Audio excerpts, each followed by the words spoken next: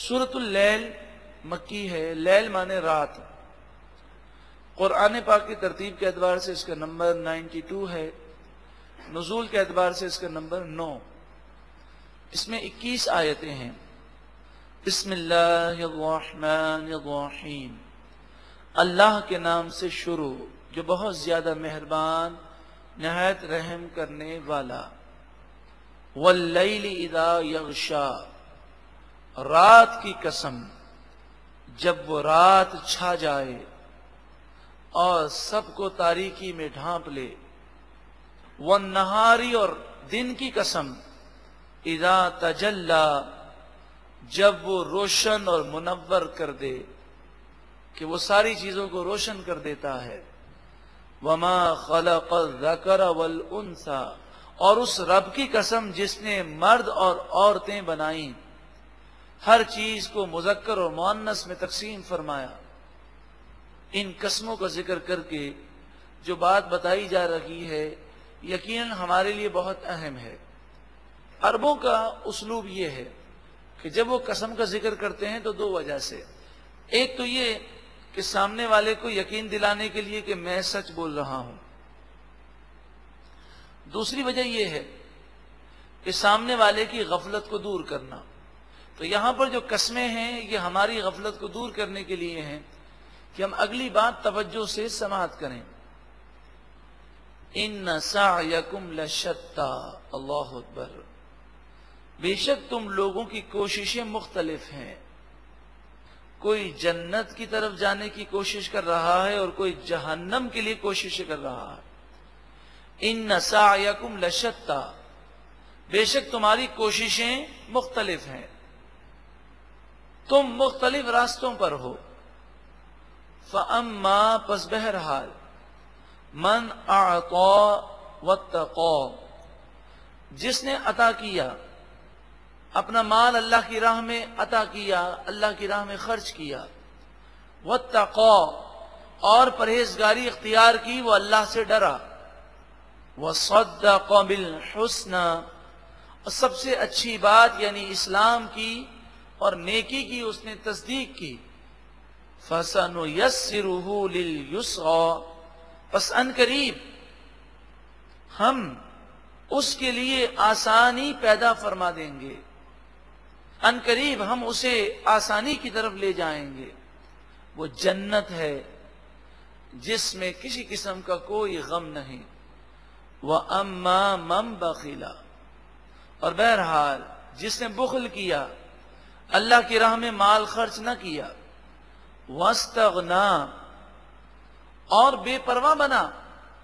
بے پرواہ کی یہ معنی ہے کہ اسے کبھی خیال نہ آیا کہ میں اللہ کا بندہ ہوں, ہر معاملے میں مجھے اللہ کی مدد کی ضرورت ہے, لہذا میں اللہ کی بارگاہ میں جھکا رہوں, اس کا خیال پیدا نہ ہوا. وَاسْتَغْنَا. بے پرواہی ہے, لاپرواہ بن گیا. وَكَذَّبَ. اور جھٹلا دیا. بالحسنى. سب سے اچھی بات کو یعنی اسلام کو جھٹلایا. فَسَنُيَسِّرُهُ لِلْعُسْرَى. پس ان قریب ہم اس کے لیے مشکل پیدا کر دیں گے, اسے مشکل کی طرف لے جائیں گے. اور سب سے بڑی مشکل وہ جہنم ہے جس میں جو کافر جائے گا پھر دوبارہ نکل نہیں سکے گا. وَمَا يُغْنِي عَنْهُ مَالُهُ إِذَا تَغَدَّى. اور اس کا مال اسے اللہ کے عذاب سے نہیں بچا سکے گا. اذا تغدى. جب وہ ہلاک ہوگا, جب وہ ہلاکت میں پڑے گا تو اس کا مال اس کے کام نہیں آئے گا. پیچھے آسانی اور مشکل کا ذکر ہے. جو نیکی کرتا ہے اس کے لیے زندگی آسان ہوتی ہے, اور گناہ کرنے والے کے دل سے پوچھئے کہ حقیقی سکون کبھی گناہ کرنے میں آ ہی نہیں سکتا. ان علینا للہدی.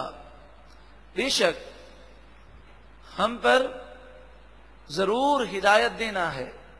یہ ہمارے ذمہ کرم پر ہے کہ ہم لوگوں کو ہدایت دیں گے. وَإِنَّ لَنَا لَلْآخِرَةَ وَالْأُولَى. اور بے شک ہمارے لیے ہی آخرت ہے اور دنیا ہے. یعنی دونوں کے مالک ہم ہیں. اللہ تعالیٰ فرماتا ہے میں مالک ہوں. فَأَنذَرْتُكُمْ نَارًا تَلَظَّىٰ، پس میں تمہیں اس آگ سے ڈراتا ہوں جو بھڑک رہی ہے. لا يصلاها الا الاشقى، اس آگ میں صرف اور صرف بدبخت جائے گا. الذي كذب وتولى، یعنی ہمیشہ اس میں وہ بدبخت رہے گا جس نے جھٹلایا اور منہ کو پھیرا. وَسَيُجَنَّبُهَا الْأَتْقَى، اور ان قریب اس آگ سے متقی، اللہ سے ڈرنے والا دور رہے گا. الذی یؤتی مالہ یتزکا، متقی اللہ سے ڈرنے والا وہ ہے جو اپنا مال اس لیے اللہ کی راہ میں دیتا ہے کہ وہ ستھرا ہو جائے، اللہ راضی ہو جائے، اسے پاکیزگی نصیب ہو، دل اللہ کی راہ میں مال خرچ کرنے سے روشن و منور ہو جائے. وَمَا لِأَحَدٍ عِندَهُ مِن نِعْمَةٍ تُجْزَىٰ، وہ جب کسی پر احسان کرتا ہے، کوئی نیکی کرتا ہے،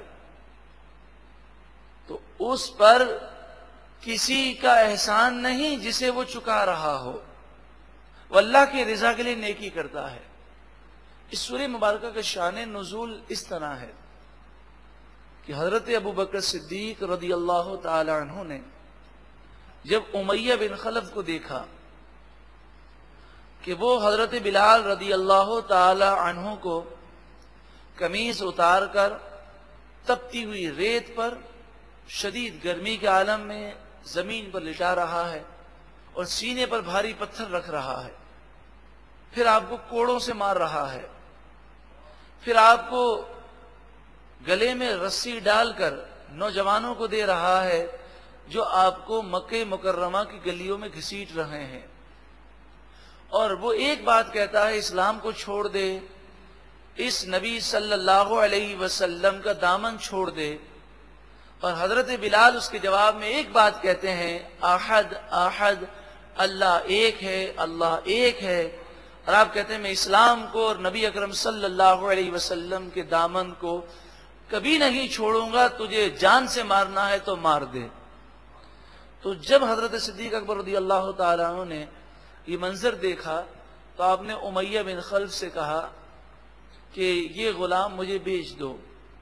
تو امیہ بن خلف نے آپ کو یہ غلام بہت ہی مہنگا بیچا، اور ہر مرتبہ ایک سودا طے کر کے وہ پھر جاتا، کہتا نہیں یہ بھی دو گے تو اور، اچھا یہ دو گے تو میں دوں گا.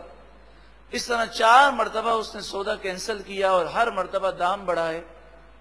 اس نے جب دیکھا کہ صدیق اکبر رضی اللہ تعالیٰ عنہ اس میں بہت زیادہ دلچسپی لے رہے ہیں تو بہت ہی مہنگا، یعنی دنیا کے کئی غلام اس میں آ جائیں اتنا مہنگا آپ نے حضرت بلال رضی اللہ تعالیٰ عنہ کو خریدا اور آزاد کر دیا. تو کافروں نے پہلے تو یہ کہا کہ صدیق اکبر رضی اللہ تعالیٰ عنہ یوں تو مکے میں بہت بڑے بزنس مین مشہور ہیں، لیکن کبھی کبھی کوئی بہت پاورفل بزنس مین بھی ہو تو غلطی ہو جاتی ہے سودا لینے میں.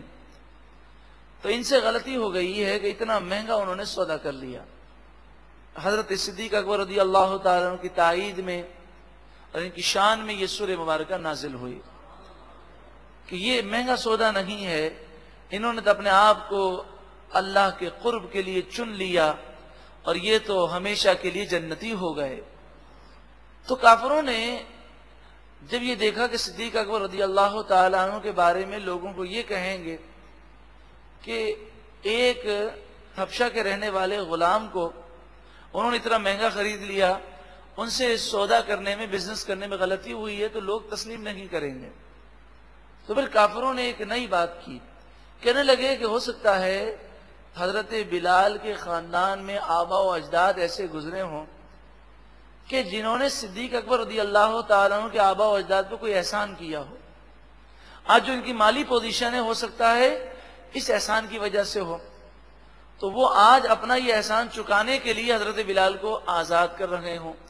تو فرمایا وَمَا لِأَحَدٍ عِندَهُ مِن نِعْمَةٍ تُجْزَىٰ، کسی کا احسان ان پر نہیں ہے جس کا وہ بدلہ چکا رہے ہوں، الا ابتغاء وجہ ربہ الاعلی، وہ تو صرف اپنے اعلی بلند و بالا پروردگار کی رضا کو چاہنے کے لیے کر رہے ہیں۔ وَلَسَوْفَ يَرْضَىٰ، اور ضرور ان قریب اللہ تعالی انہیں اتنا دے گا کہ وہ راضی ہو جائیں گے۔